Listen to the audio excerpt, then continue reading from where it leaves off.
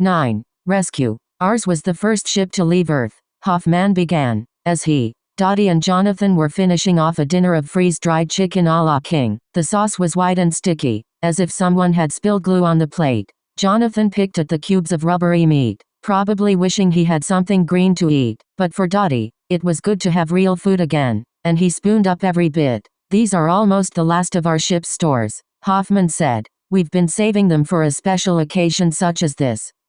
They sat in a small dining hall that was almost identical to the galleys on board the Wanderer. Once Dottie had finished with his plate, Hoffman continued the story of the first flight. We weren't sure that it would work, he said. The propulsion system had hardly been tested. We planned to push our rockets to as close to the speed of light as we dared. You understand that the mass of an object increases as it nears light speed, and there was no telling whether or not the whole ship would fall to pieces as we accelerated. Well, we took the chance and everything went perfectly. Almost everything. But then you can't expect perfection in any human endeavor, which is why we sent so many ships to so many separate places. We wanted to be absolutely sure that some would survive. Every ship left off beacons along the way for others to follow. They were like marker buoys to guide the second wave of migration. Our flight went remarkably smoothly, until we arrived in orbit here. One by one, all 4 of our landing craft took off for the planet only to disappear, without the slightest trace. It was as if they'd been swallowed up whole, just the way yours was. Our commander wanted to return home. He was a competent man, but he had no vision. One, on the other hand, was fired with imagination. I proposed to land the spacecraft itself. I told the commander that there was nothing to it, that we would land safely, find the missing landers and return with their crews. He agreed. Of course. How could he not? No one wanted to leave those men and women behind if there was a chance to rescue them. But instead of landing safely, the ship crashed into the planet like a cannonball. A horrible, horrible mess. Of course, it was beyond repair. We'd designed the shape itself to withstand a considerable impact, but a quarter of the crew died when we plowed into the desert here. Hoffman cleared his throat and rubbed an eye with the crook of a finger, but his eyes were dry, as if he had long ago used up all the tears allowed for a lifetime. Happily most of us, and almost all of the children, survived. It was a computer error that caused the disaster, as best we could determine, but we never knew with any certainty. Dottie interrupted him. A little glitch, he said. Hoffman glared at Dottie, the way a teacher would stare at a student who had spoken without first raising his hand. As I was saying, the old man continued, we salvaged what we could of the ship's stores. We made use of the hull, the generators, the tables and chairs, everything that we could. We built this place that you see, underground, to protect us from the elements. The ship gave us everything we needed. There wasn't much water, though. Even then, even less now. We survive on what we can recycle and collect from the dew. An ingenious system, really. I designed it myself.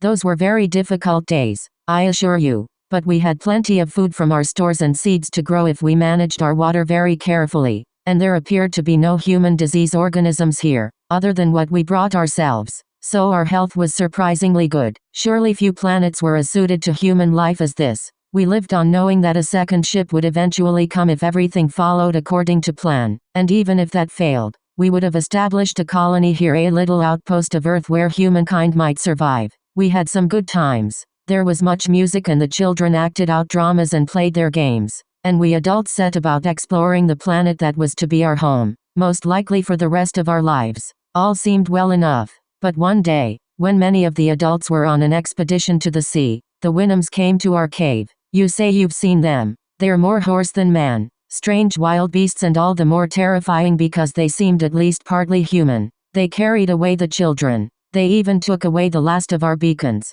so that if a second ship did come, they would be hard-pressed to find us. That was a dark, dark day. You understand that I mean that figuratively, because the sun continued to shine. It rose and it set, but what joy there had been in our lives had been stripped away, leaving us raw and angry. We organized a party of adults to rescue our sons and daughters. As you know, none of our ships carried arms or weapons of any kind. It was our hope, foolish hope you could say, that away from Earth we wouldn't need them. But the Whittams frightened us, so we fashioned weapons out of odds and ends that remained of the ship's wreckage. We searched out those creatures fully prepared to destroy them. I am afraid that we did not make the very best of soldiers. We were scientists and engineers, pilots and managers. Only a few of us had ever been trained for combat. Our equipment helped us succeed in finding the Winhams. They were not too far from here at a large oasis, a pond really, surrounded by tall, leafy plants, big as trees but more like giant ferns than anything else. We came upon the Winhams as they slept, standing on their feet in the shade in the middle of the day.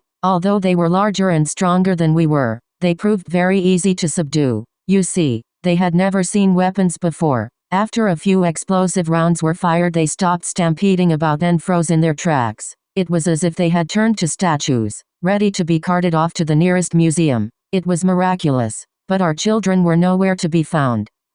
One of our crew was a linguist, and I am something of an expert in languages myself. I speak 7 fluently and can read an additional 3. That's not counting English, of course. Be that as it may, the 2 of us were soon able to make sense of the strange whinnies and snorts that constituted the Winham tongue. Smelly beasts, the Winhams. They stink like a barnyard. Yet we found they were a simple people of some intelligence who had once ruled a planet of fruitful plains and bountiful forests. But they told us that a terrible monster had taken hold of their world and sucked it dry. Their people died in large numbers, and they had no choice but to do its bidding. They seemed to have no words to describe this creature, or at least nothing that we could understand. They used a word that seemed to mean large, but not on the same scale that we mean it. Large like the moons, they would say, but this hardly seemed likely. Arid is what they called it. I still do not understand completely what they meant by it. Arid had demanded that they seize our children, they said. Yet at other times, they spoke of Arid as a place.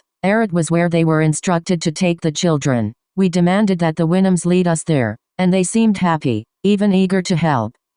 Hoffman stopped again to clear his throat. Remember this, young man, if nothing else, Dottie said, shaking a finger at Dottie, who did seem young in comparison to the old scientist. Be watchful of the Winhams of this world. They'll let anyone become their masters. That was almost 30 Earth years ago today, when the Winhams obediently led us to the greenish land that they called Arid. It was, as you know, a vast, barren place, and I despaired of ever finding the children again. Then they appeared out of nowhere to greet us. We jumped for joy. We raced for them. We hugged them to our bosoms. But there was something not quite right about them. They looked healthy enough. They were neat and tidy. Cleaner, really, than any ordinary children ought to be. Even our own. Where have you been? We asked them. In the budding grove, they answered. Were you treated kindly? We asked. Never better, they answered. The memory sends chills up and down my spine even now. They didn't seem like children at all. We were troubled, but we took them home to our cave, hoping, I suppose, that their strange manner and appearance might be the result of their being forcibly taken from us. Yet it was not long before many of us began to feel that these were not our children at all, not ours or anybody else's. At first, Hoffman had spoken in a spirited, almost jovial manner, as if he were discussing an exciting new book he had read or a scientific discovery. But then suddenly his mood and tempo changed, the way an orchestra does when it reaches a symphony's slow movement. His face became solemn and he pulled a kerchief from somewhere within his monastic robe and dabbed at the corner of an eye as if a piece of grit were lodged there. He placed his head close to Dottie's, so close that Dottie could smell the dinner on Hoffman's breath, a hint of garlic and onion from the chicken a la king. My wife, Miriam, and I had a child, too, a boy. David was his name. Dave or Davy we called him. When he came back to us from Arid he was utterly transformed. He was perfectly obedient. He went to sleep without fussing and ate every last bite at dinner without a complaint. It was as if he were a machine designed to please us and not a proper boy at all. Needless to say, Miriam and I became quite upset. Davy just isn't himself since he came back, Miriam said. If he isn't himself, then who is he? I wanted to know, but I knew exactly what she meant. In short, he wasn't our boy. He had no fight, no gumption. Then one day we noticed that instead of growing, he had begun to shrivel a bit. It was Miriam who noticed the hump. Dottie interrupted. He was sporing, like Walter. That's what Davy told us, as if it were the most natural thing in the world. He said, I'm just sporing, Dad, as if it happened all the time. We thought that a horrible disease had attacked our boy, a plague that might infect the other children and in the end might destroy all of us. But we couldn't throw our own little Davy out into the desert. On the other hand, he didn't seem to be our own little Davy. He continued shriveling, and the hump continued growing. It was an awful thing to behold. He was my own son, but a more grotesque being I had never seen in my life. Just like Walter, Dottie said, as much to himself as the others. I talked to the others. Hoffman continued. They thought he might have a strange disease. We put him into isolation, in a room with a large window where we took turns keeping an eye on him. It was horrible to see it happen. The large lump growing on his back seemed to be draining the life from his body. He was shriveling and cracking before our eyes. And then something we had not imagined possible occurred. He exploded one day, in a puff, filling the room with a dark dust that slowly settled on the floor. Miriam wanted to go in to see what had happened to Dave, but we wouldn't let her. I had to bar the door to keep her out, if you can imagine it. For days we stood watch. The floor of the room where Davy had been seemed suddenly to come alive. Out of the dust grew small, writhing creatures, like spidery starfish, but with only 4 arms. There were millions of them. We took no chances, the old man continued. We incinerated everything in the room. Miriam and I were shattered. Of course, our son was gone. We would never see him again. But it didn't stop with Davy. One of the engineer's daughters began to shrivel just as our boy had. A pretty little girl. Until it began. We had no choice. You'll agree. We couldn't destroy them, but we couldn't keep them, either. If they were our children, they had been changed into something different, or perhaps they were some other kind of creature that only looked and acted like they were ours. Whatever the truth, we turned them out, all of them. It eased our consciences to know that they still can be seen roaming about Errot, no different from the way they looked so many years ago. That proves that we were right. You see, they are young still, these creatures that seem to be our children. It's as if they are foxed in time forever, and all the while we ourselves are growing older and older, as you can see. Old and ready to die. To lose our children was a terrible thing, and we were disheartened. No more children were ever born to us here, and for many there seemed nothing more to live for. Miriam wandered away one day, all alone out into the desert. We never found a trace. There were a large number who left us in that way, I'm afraid. We searched the desert for them, but not a strip of clothes, not a skeleton could we find. Those silvery insects. Dottie blurted out. Scourers, Jonathan said. Hoffman was confused by the interruption. He closed his eyes to remember where he had left off. Those of us who stayed here in our cave have been waiting patiently these many years, hoping for rescue before the last remnants of humanity vanish from this planet. And without a beacon to guide you to us, we had slim hope of anyone discovering us. Your friend is the first of his kind to be permitted to enter here since we expelled the children. He's welcome, because he's your friend. But let me assure you, he bears watching. He's really a very nice boy, once you get to know him, Dottie said. He helped me try to stop the Winhams from taking Elaine. You don't seem to realize that is a rival species, Hoffman said. However nice he seems to be, his kind is in competition with our own. They've beaten back the Winhams, and they'll beat us back, too, if we're not careful. It's like flies and spiders, and in this case, we're the flies, and they are the spiders. They don't care one whit about what might become of us. That's not true, Jonathan said. I care a lot about what happens to Elaine and Dottie. They're my friends. Even now, I doubt your sincerity, Hoffman said bitterly. Put me to the test, Dottie, said Jonathan. Let me show you that I can rescue Elaine from the Winhams. And how do you propose to do that? Hoffman asked. Jonathan had no reply to that. We'll do just what you did, Dottie said. We'll attack their oasis by day and frighten them into giving up Elaine. And then we'll force them to help us find Bobby for us. Dottie was very excited. The 3 Ramsey children would be reunited, and they would owe it all to him and to Jonathan. I'm afraid I'm too old and feeble to frighten anyone, Hoffman said. But won't you help Jonathan and me find the oasis? Dottie asked. I suppose I could. I'm not as quick on my feet as I once was, you understand. But I might be able to lead you there, Hoffman said. You'll have to carry the water for all of us. How soon can we leave? Dottie asked. We can't go tonight. From your experience, that would appear to be too dangerous. Best to wait until morning, after we've all had a good sleep. Dottie and Jonathan followed the old man as he led them to their sleeping quarters, a room almost identical to the one that Dottie had slept in on the Wanderer. Later, Dottie found he could not sleep at all. He lay in his berth, sandwiched between Jonathan, silent in the berth above him, and Hoffman, turning and snorting in the bunk below. The nights were long on Planet 5, and this one seemed to wear on interminably. Davy, he heard the old one mumble in his sleep. Miriam, wake up the boy. He'll be late for school. By morning Dottie was thoroughly exhausted, but he had worked out the details of the rescue mission. Hoffman would lead them to the oasis, but the rest would be up to Dottie and Jonathan. They would fashion weapons that they could use to frighten the Winhams, not to harm them, just as Hoffman had done 30 years before. Dottie hardly touched his breakfast of scrambled eggs and bacon. The fat tasted faintly rancid, perhaps even freeze-dried food spoiled after more than a century. Or it might have been that his stomach was churning with the thought of encountering the Winhams again, even by day when they were said to be in such a placid state. Neither he nor Jonathan said more than a grunt or two during the meal. However, the great Hoffman seemed to come alive at the thought of an attack and rescue. "It's got my juices flowing again," he said. "We retrieve Elaine and find Bobby. With your help, perhaps I can rig up a transmitter to contact your parents. They'll take us all back to Earth with them. We hibernate, of course, and wake up no worse for wear in the year 8125. If my calculations are correct, we're settling the fate of the universe. You know, we can warn everyone about the dangers here. With the right equipment, we can eradicate Garrett and make this planet habitable for others. It's quite simple, really," Hoffman said. Everything was simple for Hoffman, Dottie thought. But then Hoffman didn't have to face the Winhams again. On Earth, naturally, we'll be hailed as heroes. That is, whoever is left after all these thousands of years will surely hail us. If they have records, that is, if they have histories. And with the information that we've gathered, we'll go back out again and settle this planet and many others.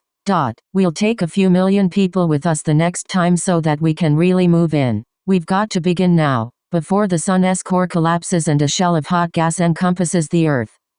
Hoffman was breathless. "We can't get started soon enough.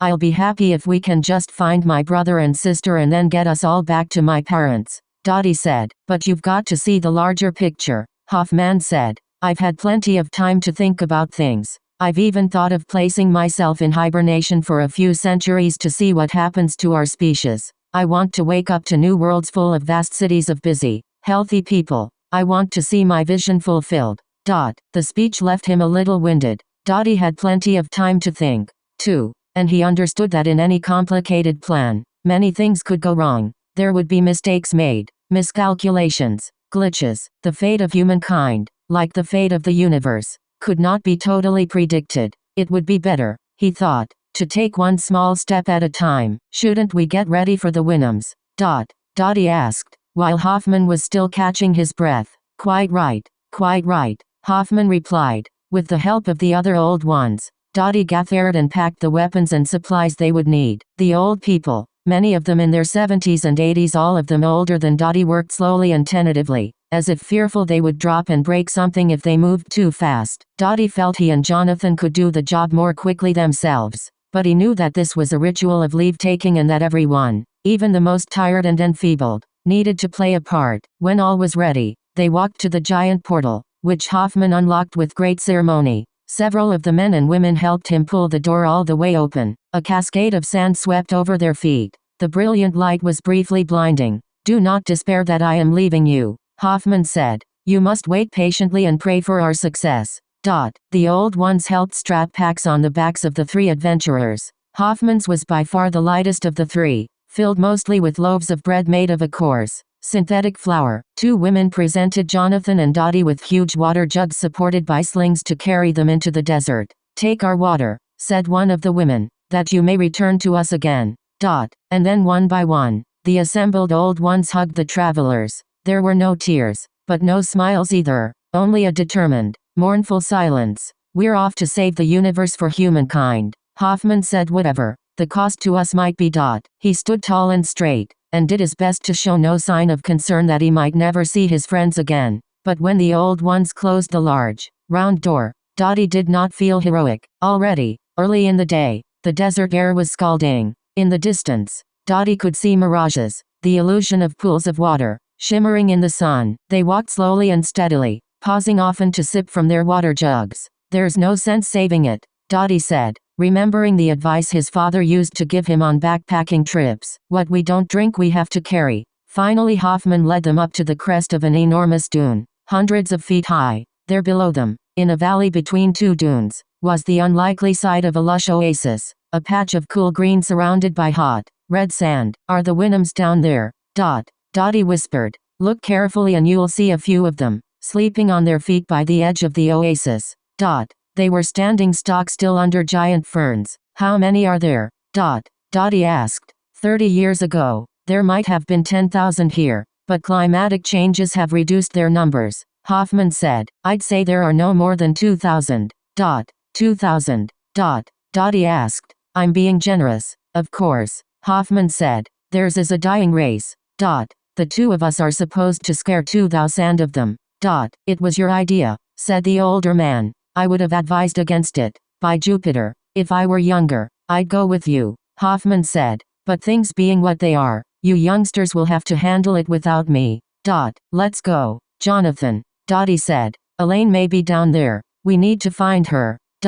Jonathan was still smiling. I'll go first if you want me to, he said. We'll go together, Dottie said. They divided their few weapons between them. In fact, these were scarcely weapons at all, but large noisemakers and fireworks, contrived by Dottie to frighten but not to harm. For the first time in his life, Dottie wished he had a real weapon. Even a very sharp sword would do. A Wynnum might weigh 250 pounds, perhaps even more, and they were tough, sinewy creatures with heavy haunches and hooves as big as a plow horse's. Their bodies were weapons, Dottie thought, quite capable of kicking or trampling a human to death. Still, there was no use thinking about the possible danger any longer. The day was only growing warmer. Hoffman reached for Dottie's hand and shook it with great excitement. Show them your grit, lad, he said. And then he turned to Jonathan and shook his hand as well. I'm beginning to think I've been wrong about you, laddie, he said. Let's go, Dottie said. The two began moving down the hill of sand,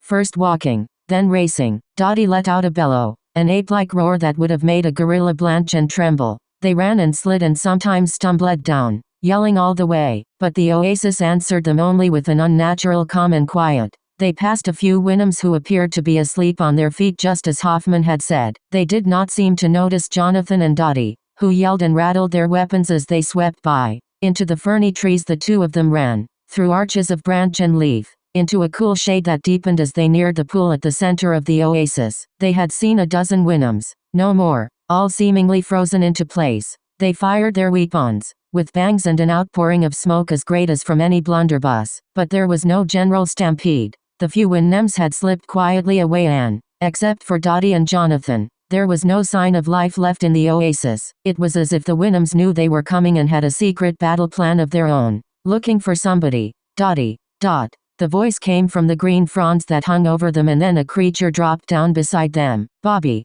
Dottie threw himself at his big brother, wrapped him in his arms, and the two of them fell clumsily to the ground. Dottie wondered again whether he'd cracked a rib, but he didn't care if he had. Bobby. Dottie shouted again. Who'd you expect? It was another voice from the trees. A vine dropped from the branch, and Elaine slid down it. Dottie, she said, I was worried about you. When he got to his feet, she rushed up and hugged him, and then she hugged Jonathan as well. You were so brave when the Wynnums came after me, she said. I was worried about both of you. Well, now that we've rescued you, you don't have to worry, Dottie said. Rescued. Elaine began to laugh. Me.